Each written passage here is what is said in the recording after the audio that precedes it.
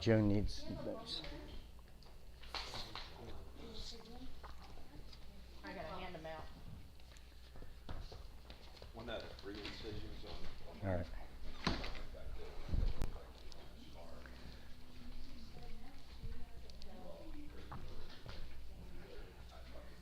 Okay, good morning, everybody.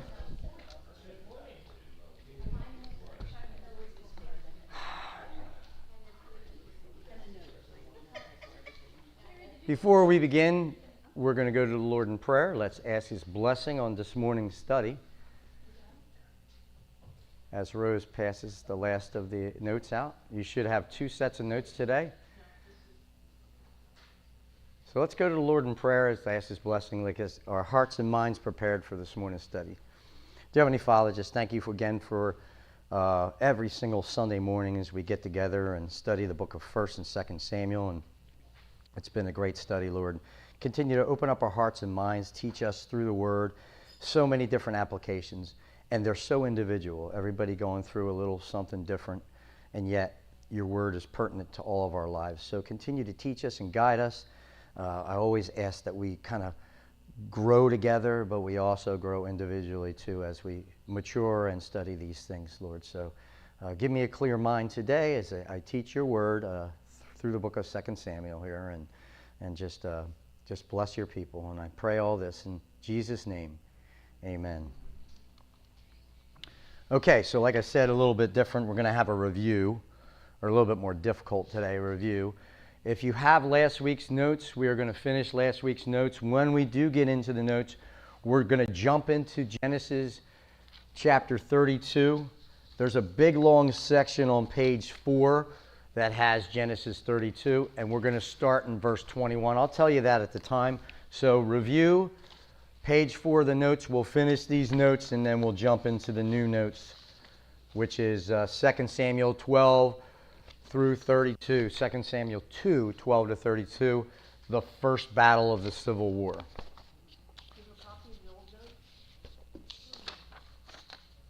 Do you have a copy of the old notes? No. I don't think so. No.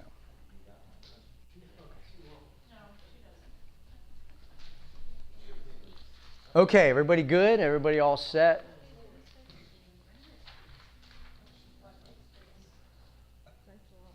Okay, let's review. Do a little review about what we went over last week, some of the themes, get our hearts kind of ready. Recall the narrative, where we're at, and where we'll pick up today. Okay, so last week, if you remember, in the very beginning, we began our study of 2 Samuel chapter 2. David, after mourning with his men 7 days, it tells us, then after that mourning period began to seek the Lord's guidance.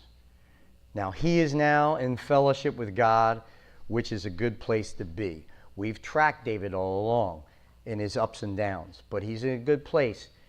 He's not in Hebron yet, right? And he's seeking the Lord's guidance as we began last week.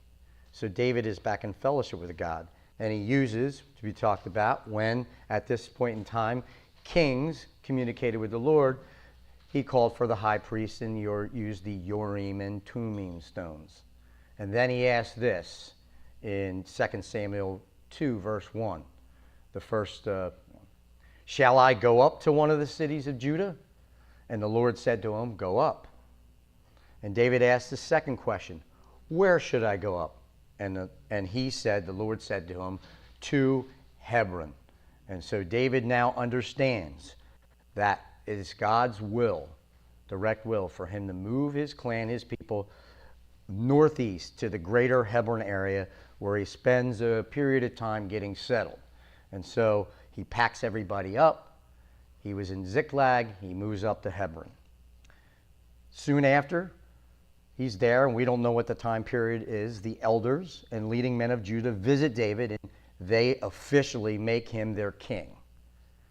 Now, at that time, they also inform him about the valiant actions of the men from Jabesh Gilead, who rescued the bodies of Saul and his sons from the walls of Beth Shen.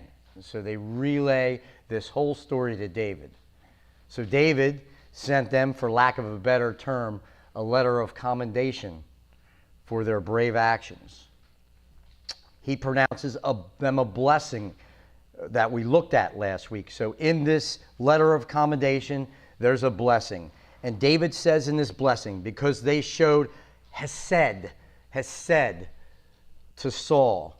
That's loyalty and love, right? And this is a beautiful Hebrew word.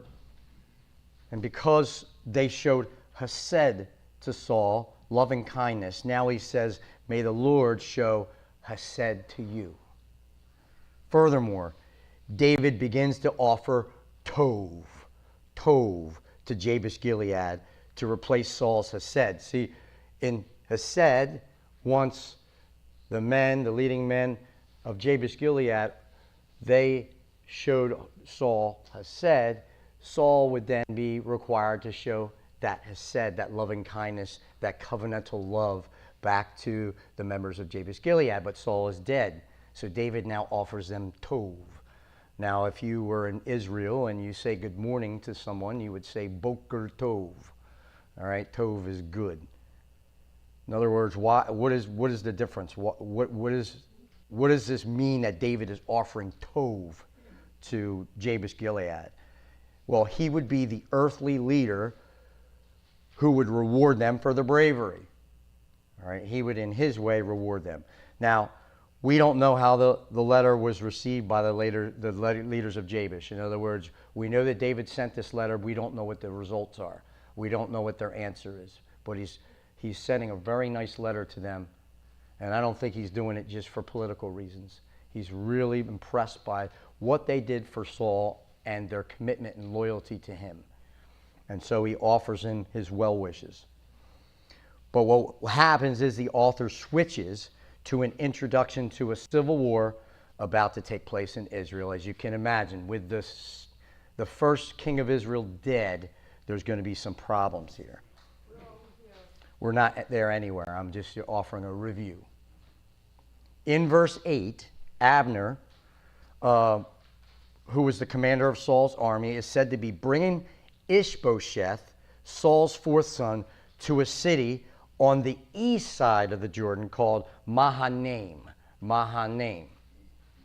Now, what's odd about this introduction as the author switches here is Abner has been conspicuously absent from the narrative for a while. We haven't heard about Abner. But all of a sudden, he's on the run, fleeing with Ishbosheth to the east side of the Jordan, all right? So the other side of the Jordan, all right? And we get this to a town, Mahanaim, right? And so there's a switch here. Well, I speculate, and many speculated the same way, that he may have been given the duty of protecting Saul's fourth son in case the first three and Saul himself died in battle, which is exactly what happened. Remember, Saul had a great deal of trepidation about this battle. He was worried. Matter of fact, he was so worried about the Philistines at this battle of Gilboa that he was so worried that he consulted a witch. He went against his own decree that he made as a young king. So Saul was very, very nervous, and he may have tasked Abner with sitting out the battle but protecting his last remaining son. Of course, that is speculation, but that seems to make sense. Now, I discussed last week that Ish, which means man, Ish-bosheth means man of shame. And this is almost certainly a moniker. No Hebrew mother or father would name their son Ish-bosheth, man of shame. So it is most likely not his name, but a moniker he is given. Now, we are told in other scriptures that his name was Esh-Baal, which means fire of Baal or simply fire of the gods. So this Ish-bosheth, his given name by Saul and his wife Ahinoam, was more than likely Esh-Baal. Now, this name is not one of those nice Hebrew names that we often talk about. So there is something to this name. But it doesn't necessarily mean that Saul was some way honoring Baal, the Canaanite chief deity. Baal, sometimes, words have different meanings. Sometimes there's lots of borrowed words. I talked about last week how we borrow a lot of words like from the Latin, from even the Greek. And so Baal may have been a borrowed word that means like the Lord, small l. And so it was a name that was a power name. Does not necessarily mean that Saul was honoring Baal. Sometimes it was a reference to Baal. When Gideon was renamed, it wasn't in honor of Baal. His nickname was because he was contending with Baal, and so that nickname had Baal in it, and it certainly was, pointing to the Canaanite deity Baal, their chief god. It doesn't necessarily mean that. But anyway, so the real name, the given name of this new king of the north, the son of Saul, was probably Eshbaal. But now he's being called by the author Ishbosheth, man of shame. So Abner chooses the city of Mahanaim to attempt, really basically, to consolidate the power of Ishbosheth in what we might call the northern coalition. So why would he go there? And we talk a little bit about that. Saul's army is decimated. They just lost a major battle. And so it would have been maybe even a problem going back to the capital city of Gibeah, so close to David. And so it seems, because of the loss of battle, there may have been some confusion. This is a good, safe place on the east side of the Jordan, and we'll look at that later, to consolidate his power before he would make any kind of challenge towards David. All right, so Abner takes him over to Mahanaim. Now, Mahanaim is in a city that we pretty much know or have been introduced to. So I did a little bit of research there, and we ended up kind of looking at the history of Mahanaim, which is where we'll kind of start today. It was basically a Levitical city that was given to a specific group of Levites from the family of Merari. Now, Merari is the third son of Aaron, who at the time was responsible for transporting the large structural components of the tabernacle. And so Aaron had 3 sons. Merari was one of them. The priesthood did not come out of Merari, but they would help transport the tabernacle. So it was a Levitical cities. There was 48 of them in the nation, and they were very important because the tribe of Levi did not get what?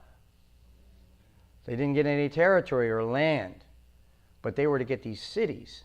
Now remember, in order for the tribe of Levi and the priesthood to be supported, the Levites, which weren't always the priests, so not every Levite was a priest, but every priest was from the tribe of Levi, right?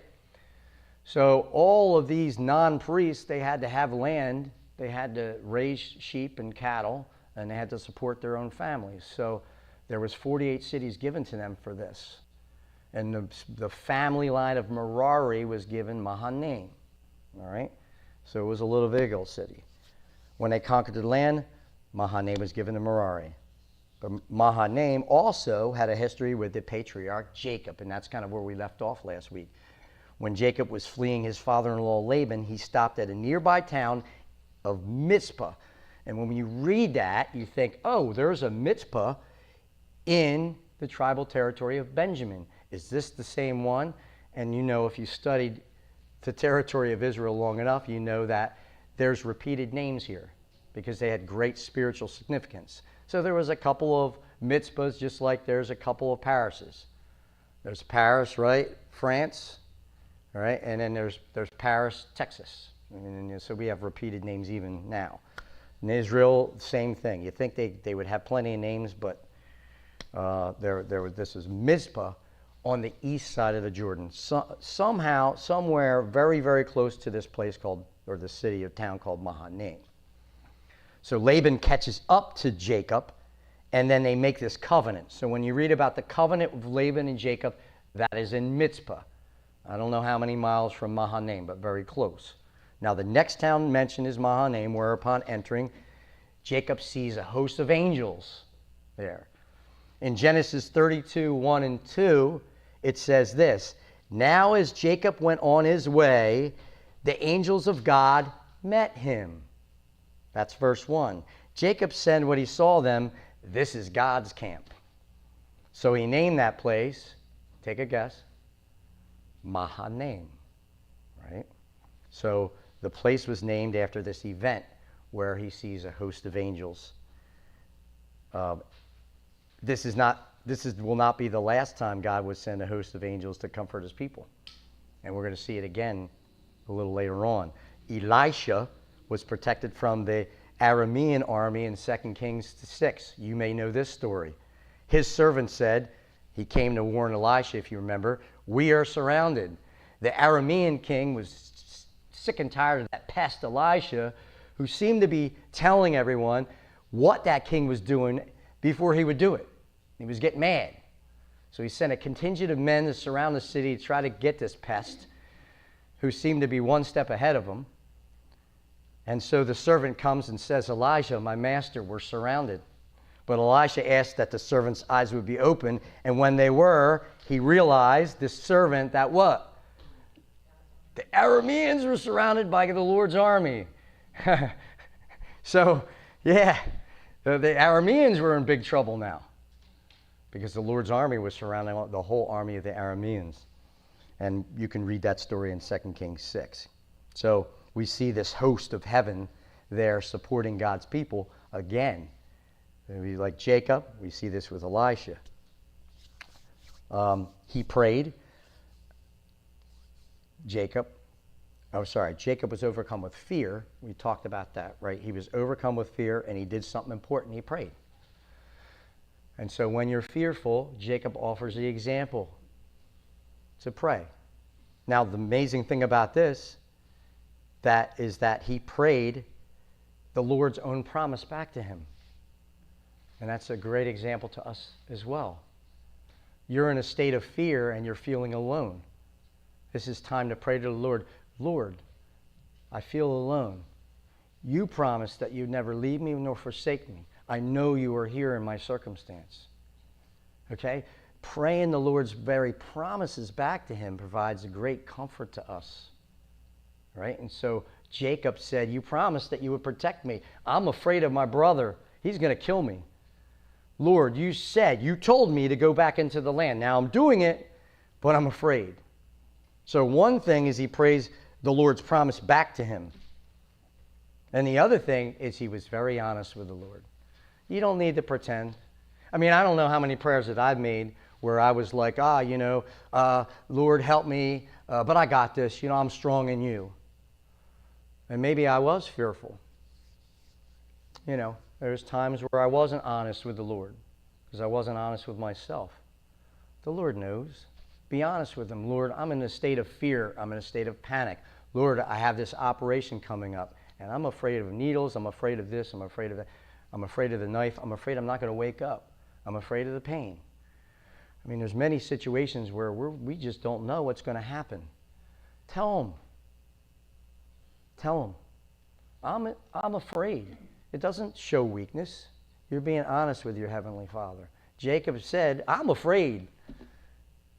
I'm afraid of my brother. He's going to kill me. But you told me to come, and now I'm going to lift this request before you. I'm going to leave it to you. I'm going to ask you for help. So he was honest about the Lord. The Lord knows all these things. So you say to yourself when you pray, well, the Lord knows all these things. Why do we even pray? You pray for this, you pray for that. The Lord already knows. What's the purpose? Fellowship? Fellowship, surrender, all of these things. They're all good, right? What's that? Working on your memory. Working on your memory. That's good. So, look, we all have mothers and fathers. My father's sitting right there. I mean, how many times have I been in trouble? And I mean, not in trouble like just for discipline reasons, but I've been hurt, in pain, sorrowful, in some sort of trouble. And you and Mom knew, right? You knew. I didn't have to tell you that I'm having this problem. But when I went to you and Mom and said, hey, I'm hurting, I need help, right? That brought you joy. Right? We as parents, we know how that is, right? When our children come to us, tell us something we already know, but we're glad that they came to us. Look, the family unit is an example of our relationship with God. That's why we were given the family unit. right? And so the Heavenly Father just wants to hear from you. He just wants to hear from you. He knows everything you're praying about. You're not telling him anything that he doesn't already know.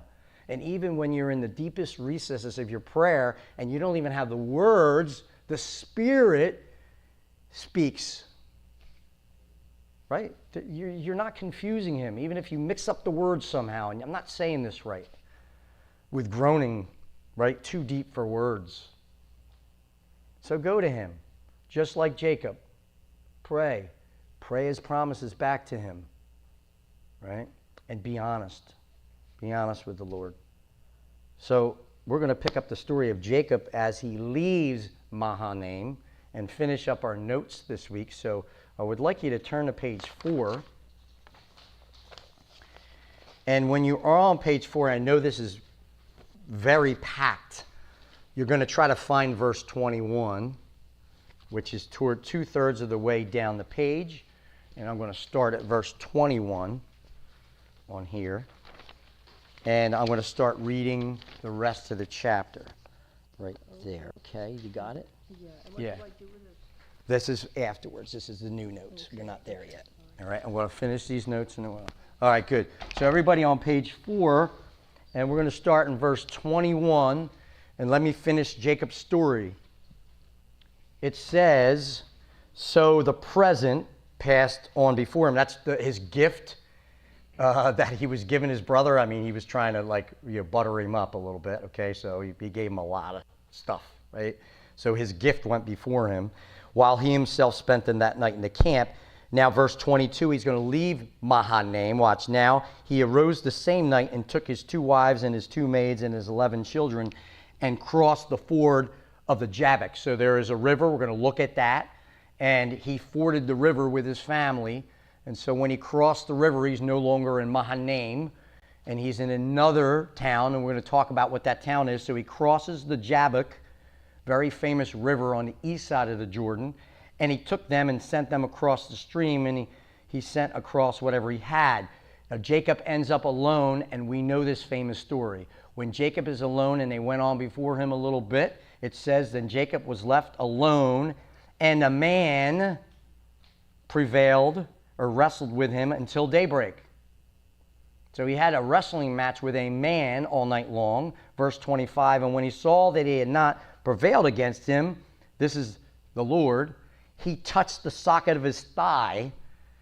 So the socket of Jacob's thigh was dislocated. It sounds very painful. While he wrestled with him. Then he said, let me go. This is the Lord. Let me go, for the dawn is breaking. But he said, Jacob said, I will not let you go unless you bless me. And if you want to tell me that Jacob is not stubborn, holy cow. He wrestled all night long. He's now injured. The Lord said, let me go. And the Lord's not in trouble. He's not like, let me go, let me go. The Lord's just telling him, let me go. Touches the socket of his thigh. His hip is dislocated. He's going to walk with a limp the rest of his life. But he wants a blessing. And if you think Jacob doesn't know what's what, listen to what he says. So he said to him, what is your name? Now that's a loaded question. What is your name? He's wrestling with God and asking God's name. He's wrestling with the Lord Jesus Christ. He's basically wrestling with the second person of the Godhead, the pre-incarnate Jesus Christ, before he comes down, and his earthly ministry in the Gospels, right? So this is a pre-incarnate second person of the Godhead. He's wrestling with the Lord. He knows it's God, and he says, what is your name? Now, the reason why we can understand this, I hope, because we've had to talk about name. So Jacob is not asking, what are the letters that are like stuck together that make up sounds, and then you utter it, and that's kind of your name, right? What he's asking is for God's reputation. There is a name attached to it. We know it's Yud-He-Vav-He. But he's asking for his reputation, his character, right? What is your name? It's a loaded question. And he said, Jacob. And he said, your name shall no longer be Jacob, but Israel, for you have striven with God and with men and have prevailed. Sorry. The first part is, what is your name? That's what the Lord said to Jacob, right? So he says, you have striven with God and met with men and have prevailed. Then Jacob asked him and said, please tell me your name. So now he's asking the Lord's name. But he said, why is it that you ask my name? In other words, the Lord wasn't going to tell Jacob his name. All right? And so we have this thing where we're in dispensations. I'm a dispensational teacher, and I come from a family tree of dispensational teaching. In different dispensations and times, God's interacted with God's people in different ways. Abraham, Isaac, and Jacob never knew Yud-He-Vav-He. He didn't have a name attached. They knew about God. They certainly knew God's character. Remember, when Abraham was trying to plead that the city of Sodom not get destroyed, and he's trying to contend with the Lord, the angels, as if the Lord's there, what does he say? Yeah, right? If you find this many righteous and so on. But what was the thing that he said after? Does anybody know? That's a gold star question. Shall the judge of all the earth destroy if there is 50 righteous or whatever? That tells me that Abraham had some doctrine. He wasn't just, well, this is God and I'm not, and I kind of know that. Abraham knew some stuff. Shall the righteous judge of all the earth? He said a lot in that statement. Basically that God is judging everything. He is over all of his creation, and there's no shadow or turning of him. He can't make a mistake, and therefore if he's going to judge Sodom and Gomorrah, he does it righteous. He's above creation. He's above sin. He can't sin in any way, can't make a mistake. And these are all the things that Abraham in that one statement believed. So Abraham knew who God was. He had a real good idea of God's character. God didn't reveal Yud-He-Vav-He to him, Jehovah or Yahweh. When did he do that? When Moses came along, when the law was given. Now, moving forward, we have Jehovah, Yahweh, Yehovah, however you want to say it. Now there's a name.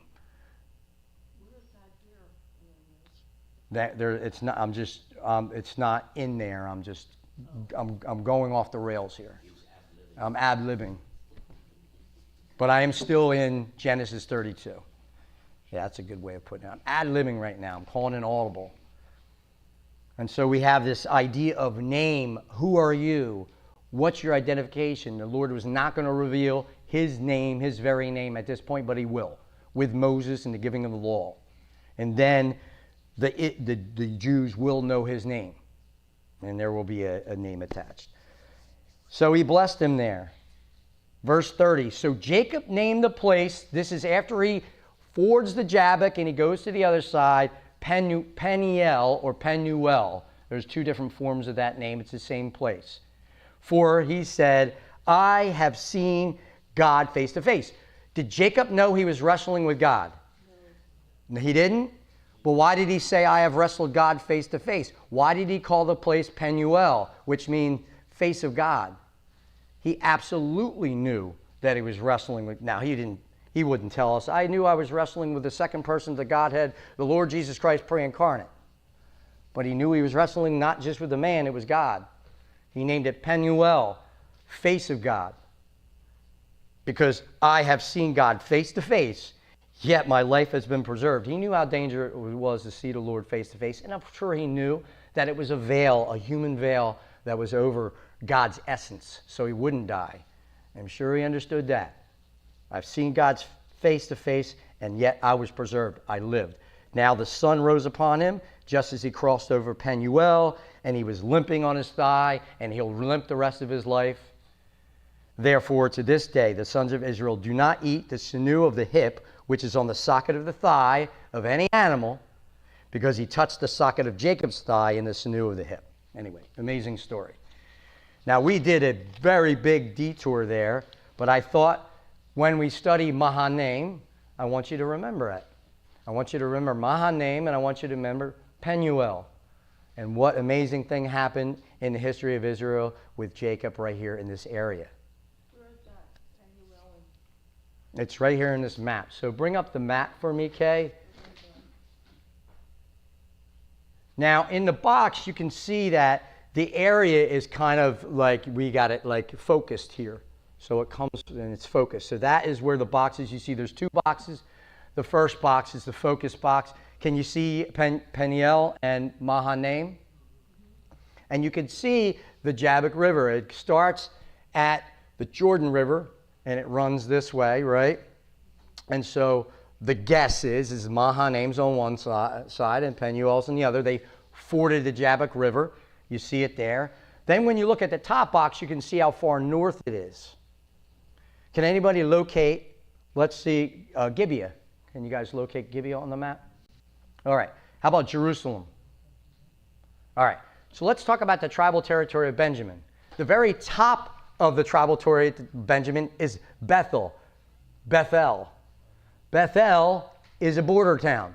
The very bottom of it is Jerusalem. So from Bethel to Jerusalem on the map, you can see it. That's how, like north and south, that's how deep Benjamin's territory is. All right, and so we don't have the borders written there, but they're all in the tribal territory of Benjamin. Jerusalem is in Benjamin. And then when you go south, you have Bethlehem. You see, you go along the road, about 5 miles south of Jerusalem is Bethlehem. And you'll hit it there. And then if you continue down that road, can you see Hebron or Hebron? Everybody see that? Okay. So David is in Hebron. It may be that if Abner brought Ishbosheth to Gibeah, it was too close for comfort, especially at this point in time. Remember, Saul's army is decimated. They just lost a major battle, and so Abner is trying to keep the sole remaining son of Saul alive. He also has to consolidate his power in the north and try to get those northern tribes, the word that we have a son of Saul still alive, he will be king, and try to get them together. So it seems to me, if you look at the map, that this north and going over the tribal territory in the Mahanaim was for safety reasons until he can consolidate his power, and that's what Abner's doing. Now, whose tribal territory is Mahanaim in? Gold star question. Who is directly on the east side of the Jordan up there at that point? Anybody know? Gad, very Gad. This is the tribal territory of Gad. Below the Jabbok is Reuben. So we have Reuben, Gad, and all the way up north, actually where we were, where the Golan Heights is the half tribe of Manasseh, is all the way up there. But we have Gilead, and Gilead generally means the tribe of Gad and Reuben on the east side of the Jordan. And so it seems like he's trying to gather the Reubenites and the Gadites, and he's trying to help do that and get them back on board, and some of the other northern tribes working a little further up north. He had to get away from David, get away from Judah, and that seems to be, we're not told any of that. This is just speculation on my part, but this is what's going on. So Abner declares Ishbosheth to the north king. And he is named king over what I'm going to call the Northern Coalition, we'll call it. Now, the reason for this is to indicate that Abner had not consolidated Ishbosheth's rule over Saul's kingdom. So there was a very, very transitional time right here. Nothing was consolidated yet. Things were in disarray, really, I think, in the north after the loss to the Philistines. And the Philistines have power right there in the Jezreel Valley. So things are very iffy here, and there's going to be a transition. David, of course, hold total power over his own tribe, Judah, and basically the tribe of Simeon. So that whole south belonged to David. And that bordered Benjamin right there at Jerusalem. So David would have been moving north and getting a little too close to comfort and very close to the tribal territory of Benjamin. We're at the bottom, right below the map, John. And it says Abner, he's safely tucked away in Mahanaim with Ishbosheth. And Ishbosheth ruled over Gilead. Remember, we talked about that's the tribe of Gad and Reuben on the east side of the Jordan, over the Asherites, over Jezreel, over Ephraim. That's the very center of Israel, and over Benjamin, and over all Israel. Now, I have a penchant for being extremely detailed, but because of the detail of this lesson we've already went over, I'm not going to discuss the Northern Coalition, only to say that Ishbosheth ruled over most of the northern tribes and Gilead, which indicates the couple of tribes over on the east, if everybody's good with that. And so Abner's trying to keep Ishbosheth in power here, and there's a lot of transition. Now, verses 10 and 11 reveal that the time of the civil war was 2 years. The author tells us that Ishbosheth was 40 years old when he became king, and he reigned 2 years. Now, there are two basic thoughts about the timing of these 2 years. So before we close, I wanted to explore these two options. And I will say before I say anything, it's a detail, and I like to be detailed, but it's not vitally important. But if you read about this time period, you have David in Hebron for 7.5 years. So let's just look over here. Here is David, 7.5 years. You have Ishbosheth 2 years. Where is it? Is it here? Is it here? What makes the most amount of sense? How David was obviously fighting Ishbosheth for 2 years. Ishbosheth, once he was declared king, reigned for 2 years. Now I'm going to give you a spoiler alert. He's killed. 2 years after he's declared king, he's murdered.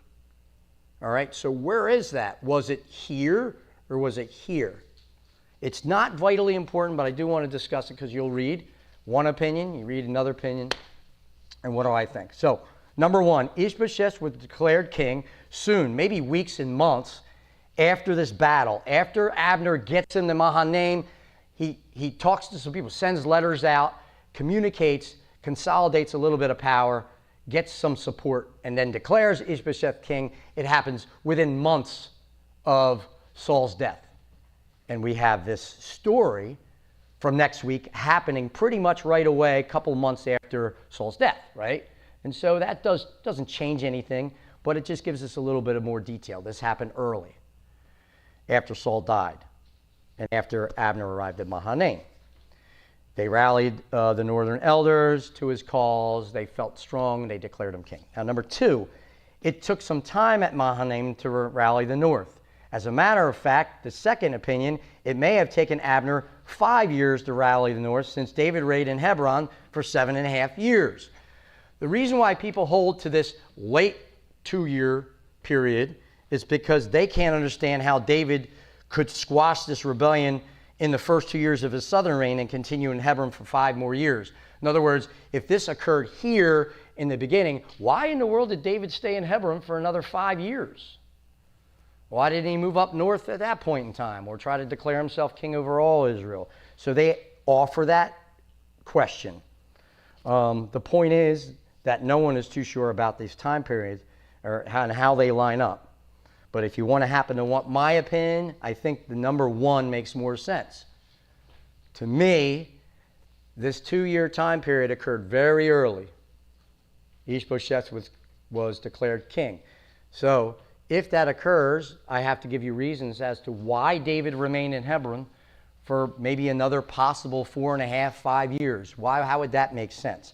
What was happening after that? Why didn't he rush north, and so on and so forth? Well, why didn't he take over all Israel immediately? The reason, I think it took him about 5 years to consolidate his power. You know, we don't live here in a vacuum. There is real lives here. And so it would have taken David some time to consolidate. This procedure sometimes, not always, is a long process, and the northern tribes needed time. The elders of the northern coalition eventually 4.5 years later, traveled down to Hebron, we were going to find out, and made an official request for David to become king over all Israel. Right? But it took some time. I think this occurred at the 7.5-year mark, or basically 5 years after Ishbosheth's death, give or take months. One other important thought as to why this would make sense. David came to Hebron with 2 wives, right? He will deal with Abner and Ishbosheth in the coming chapters, and then, while he was consolidating his power, he made treaties and married other women for the sake of forming alliances. Kings did this all the time. You married other kings' daughters so that they would pledge their allegiance to you. So it's really funny that when David arrived in Hebron, how many wives did he have? Two, right? Ahinoam, the Jezreelitess, right? And Abigail, right? So those two. But look at this in 2 Samuel 3, 2 through 5, and we're going to see that David was a busy bee. It says, sons were born to David, not in Jerusalem, not after the transition, during the 7.5 years, at Hebron. His firstborn was Amnon, by Ahinoam the Jezreelitess. Seems to be his first wife. We talked about that before. Then he married Abigail, and his second, Chileab, by Abigail, the widow of Nabal the Carmelite. And we know that story. So these are his first two sons from his first two wives. Now he might have had other sons and daughters, but they're the firstborns, why they're listed here. And then the third, Absalom, the son of Maacah, the daughter of Talmai, king of Geshur. So there we go. That's an alliance. He had to get married, form that alliance to help consolidate his power. It makes sense. And the fourth, Adonijah, he's famous, the son of Haggith. We don't know who Haggith is. And the fifth, Shephatiah, the son of Abital. And the sixth, Ithream, by David's wife, Eglah. These were born to David in Hebron. So before David even moved north, he did a lot of marrying, forming alliances, and so on and so forth. So it's my humble opinion that when we study the civil war between David and Ishbosheth, it occurred very early in his reign in Hebron, and within 2, maybe possibly 3 years, because you don't have to put it right here. You could put it like right here, if you know what I mean. Somewhere in his early first half of his reign down in Hebron, he dispatched of Ishbosheth, or servants of Ishbosheth dispatched of him. He was murdered, and then David was in the business of consolidating his power, of course with God's blessing, and it took a little bit of time. And in the 7.5-year mark, he moved up to Jerusalem, and he was made officially the king over all Israel. The Northern Coalition came down at that point in time, and that's just the best sense of this. How many wives did he have? How many wives? Well, right there, he had a group of wives, and I'm not sure how many he ended up with, but 70 concubines, is that what it is? With a lot of wives. Not as many as Solomon, but yeah. Is that how he made the, Well, a lot of them were made because of because of treaties. A lot of them were done because the king was the king, right? But was David supposed to have more than one wife? No, Saul had one wife. I mean, he did have a concubine, but David didn't do well in this area. He had more wives and concubines than he should have had. And before he even left Hebron, he goes north with a group of wives, right? So he was very busy. Anyway, just give us an idea of that. So we do know that the Lord wins, and David wins, and the Lord is with him. And eventually, David will be king over all Israel, and we're going to be studying that. So stay tuned for next week, which is this week, as we study the Civil War, as the Civil War progresses. Does anybody have any questions over David's time in Hebron and any of the stuff we just went over? so we finished this paper, we didn't start the next, We're going to start right at the top of page 1 in the new paper. Yeah. the next one? The next one, yes. Not now. Right now, we're starting in this one. I think we'll start next week. Nope. We have 15 minutes. Unless you wanted to end early, Joan. No. Everybody good? Everybody's clear on everything? All right, so we're going to read a very interesting story this week. We certainly will not finish it, but let's see what happens here in the chapter as things progress. First, this is the first battle of the Civil War, and what happens between the men of Ishbosheth and the men of David. It says in verse 12, if you want to read along with me, top of page 1 in the new notes.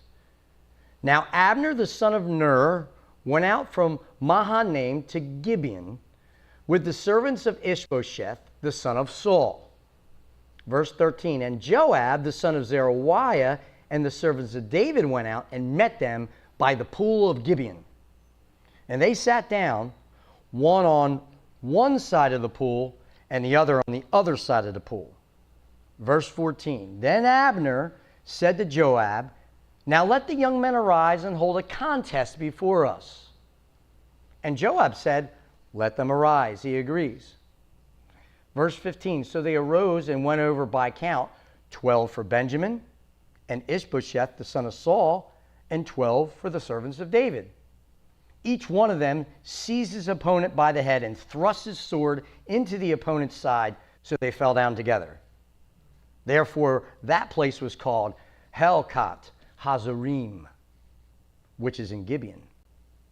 That day, the battle was very severe, and Abner and the men of Israel were beaten before the servants of David. So let's kind of look at this passage right here. What is verses 12 through 17 telling us exactly? Well, we are not told how this meeting of armies of David and Ishbosheth was arranged and organized. We are just told that they decided to meet on a meeting place, and the meeting place happened to be the city of Gibeon. Specifically, the men sat around a large, well-known pool called the Pool of Gibeon. All right, and so we're being introduced a little bit more of Gibeon. We've heard about Gibeon before, but they decided to meet in Gibeon, but at this well-known Pool of Gibeon. Now, Gibeon was located in the tribal territory, and you might have guessed, of Benjamin. All right, now let's look at the map on page 2. So we'll look at the map again, and then we can come back to our notes. Okay, I want you to locate, can everybody locate, can you locate Gibeon there? And it's a blue star. Can you locate Ramah? What's Ramah? We see the red dot there. Can everybody see where Ramah is? It's just above the word Benjamin on your map. What's Ramah? Samuel's hometown, right? And then if you travel a little bit south, what's the first city you hit, at least on the map? Gibeah. That's Saul's hometown. So they were basically neighbors, Saul and Samuel. And we've talked about that before. They were very close. I mean, that's right along the same road, very close to each other, Ramah and Gibeah. And then if you travel west toward the Mediterranean Sea, do you see Gibeon? Gibeon is right there, about equal, north-south with Ramah. And there's Gibeon, another important town that exists right there in Benjamin. So this is where they meet. This is the city, all right? And so we see that, Gibeon. Now, we are first introduced to the town of Gibeon when a group of Canaanites, and you might have heard of them, they're called the Gibeonites. They're really Canaanites. From the city, tricked Joshua into making a covenant with them. This is that odd Old Testament story you might have read before. They dressed in ragged clothing and lied, saying that they were travelers from a foreign land, and they wanted to make a treaty with Israel. Joshua and the children of Israel made a treaty with them, and then what did they find out? They were actually locals, and they weren't supposed to make any treaties with the locals. So Joshua and his men were tricked, and now they had a covenant with the Gibeonites. These people were from Gibeon. All right, so this is an ancient Canaanite town, and now and they're very friendly to Israel. Because of this treaty, Joshua had to defend the Gibeonites against 5 Amorite kings, and we've talked about this before. You remember the story where the sun and moon stood still? Well, this is from that story. This is the same battle in which Joshua prayed and the sun and moon stood still in Joshua chapter 10. He was defending the Gibeonites because they had a treaty, a pact with each other, and he was required to defend them. David will have to deal with the terms of this treaty later in our book. Saul broke the treaty. David has to make reparations. So if you don't think God takes these treaties or these covenants seriously? He does. And so he's going to hold the children of Israel to this covenant that they have with the Gibeonites. Now, so when they meet at this pool, they're meeting at Gibeon, the hometown of the Gibeonites. They're allies. And it probably was a mixed city of Israelites and Gibeonites here. I don't know. We're not told why they decide to meet here, but this is a very famous pool. I'm going to show it to you, and you're going to be like, wow. So in the ancient world, it's probably well known. You might as well meet at the pool of Gibeon. But we're not sure why this happens. Gibeon, before we move on to the pool, Gibeon is described as a high place. And we've used that term before, a high place, which means it had religious significance for the Canaanites and then the Israelites. Why necessarily a high place? Well, think of those Tibetan temples high on top of the mountains, right? Those even pagans in Tibet, they didn't put the temples in the valleys, right? You had to walk all those stairs all the way up if you travel overseas.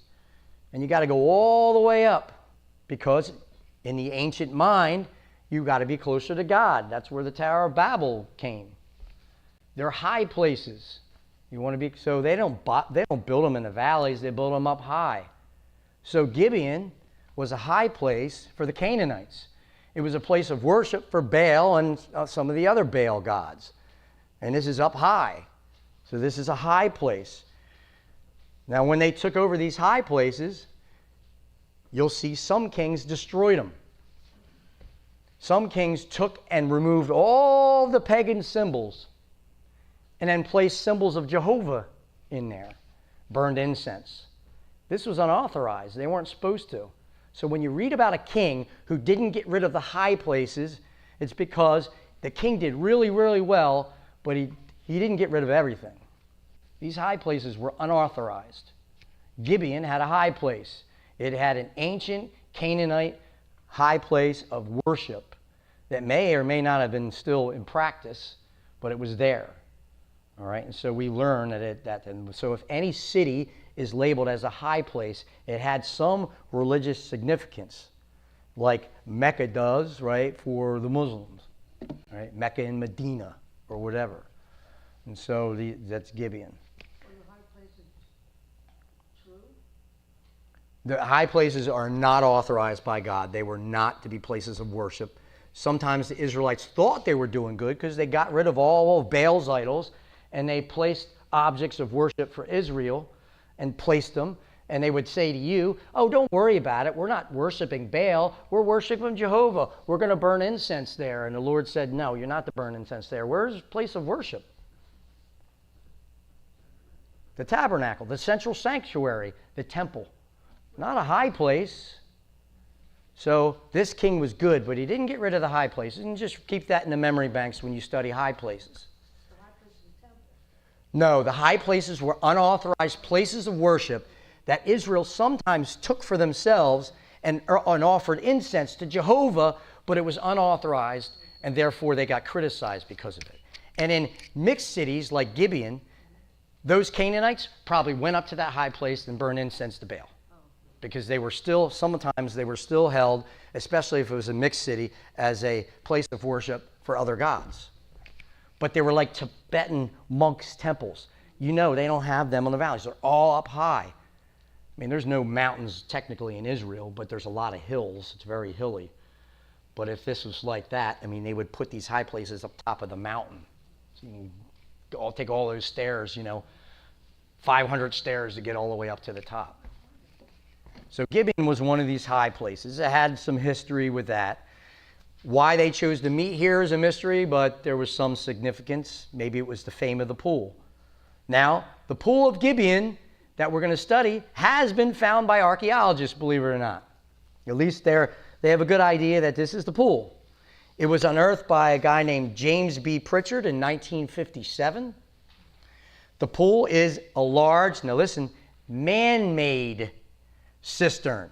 In other words, the ancient peoples, possibly the Israelites, carved this out of stone. They made this cistern.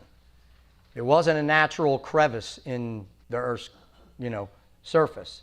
They carved it. And guess what they did? They carved stairs in it. Amazing. It had stairs that spiraled all the way down to the bottom. The hole is 88 feet deep. 88 feet from top to the very bottom of this cistern. Dug into the earth so that it reached the water table. They didn't want to reach water so they could drink, so they had a little bit of it. It had to be a pool. They had to dig deep enough so that the water was up, you know. So that's this pool. Now, the pool is quoted as being one of the ancient world's most amazing feats of engineering.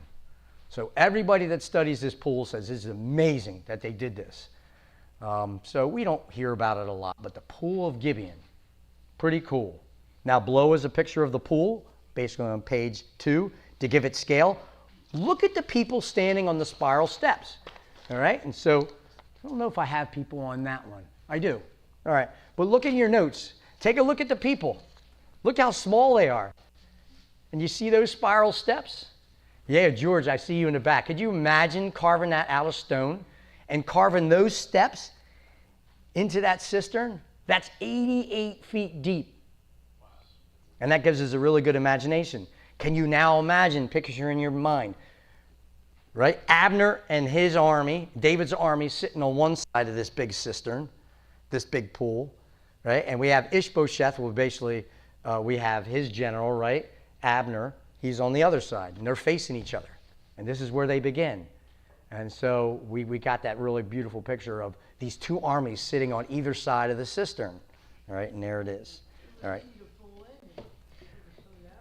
Well, they were careful, I'm sure. You didn't want to have children, you know, playing at night by this cistern. Yeah, sure.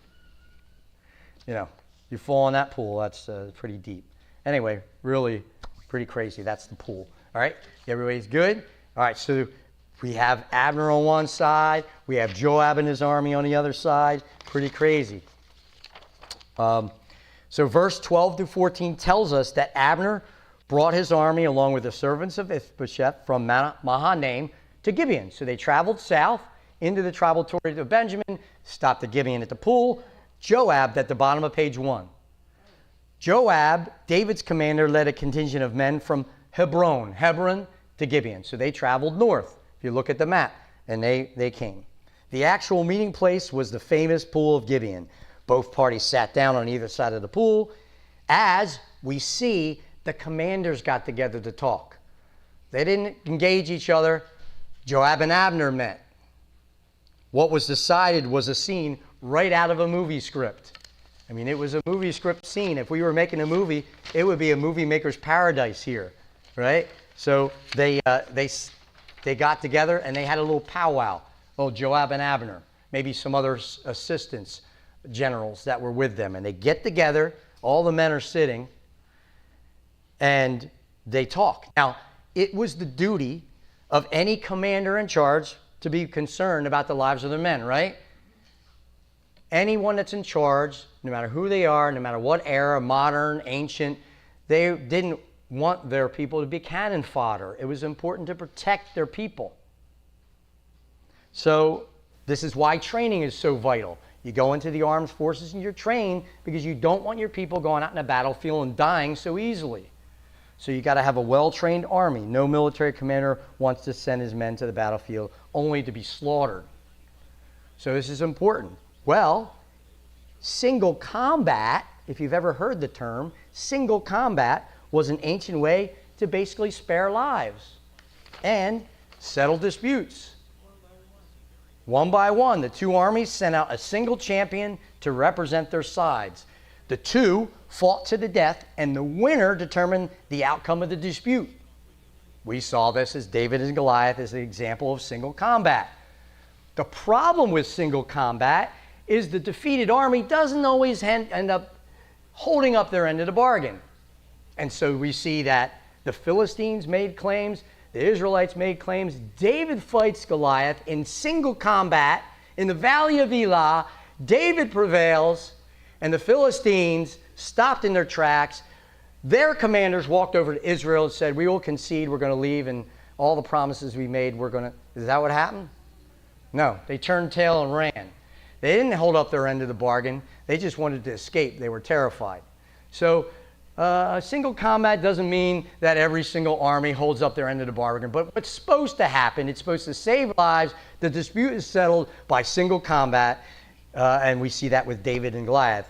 Abner and Joab may have made an agreement that whoever won the single battle contest would be the one to lay claim to the throne. We are not told that, but it could have been the terms.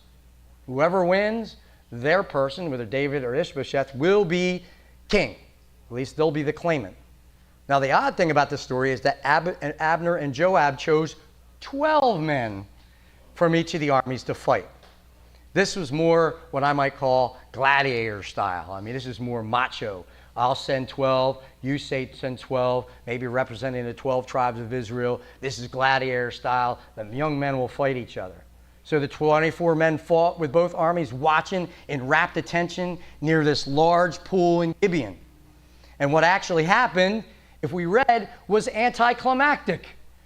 Instead of this being this famous battle for this vigor, this crazy clash, right?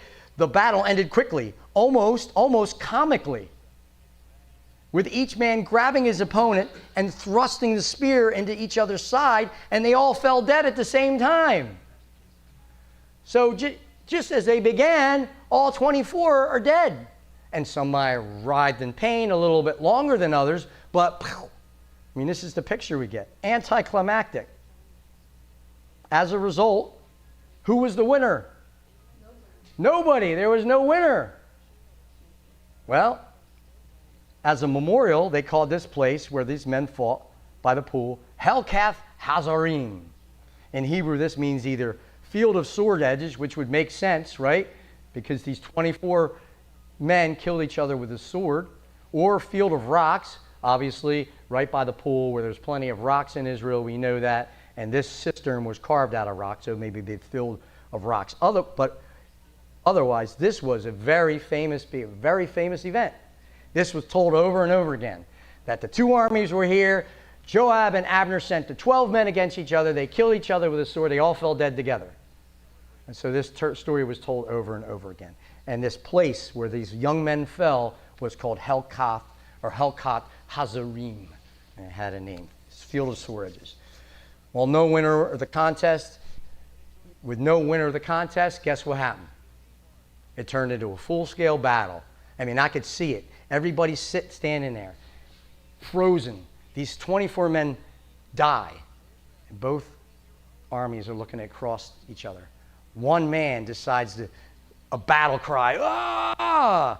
And the next thing you know, a clash. So what seems to not make sense about, you have this gladiator-style 24-men battle, and now they're fighting in the last verse, 17. It's because there was no contest winner, and obviously Joab and Abner's armies then clashed, and then there was a fight.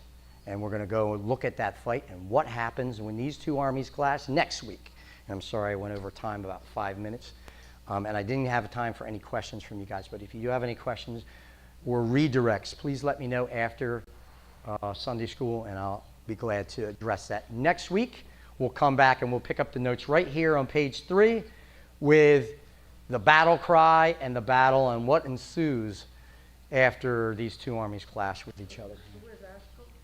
What's that? This one here? You start here? Well, I'm going to start up here. Oh. But yes, I'll mark it for you.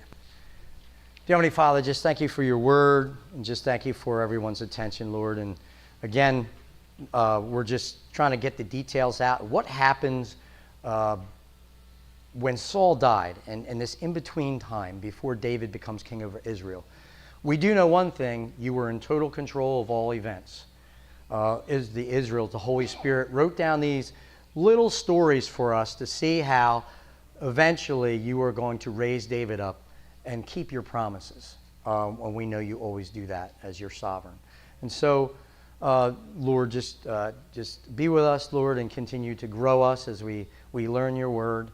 Be with Pastor Jim today as he brings us a word through the book of Proverbs, Lord. And I pray that today will be a blessing for all. And I pray all this, Lord, in Jesus' name. Amen.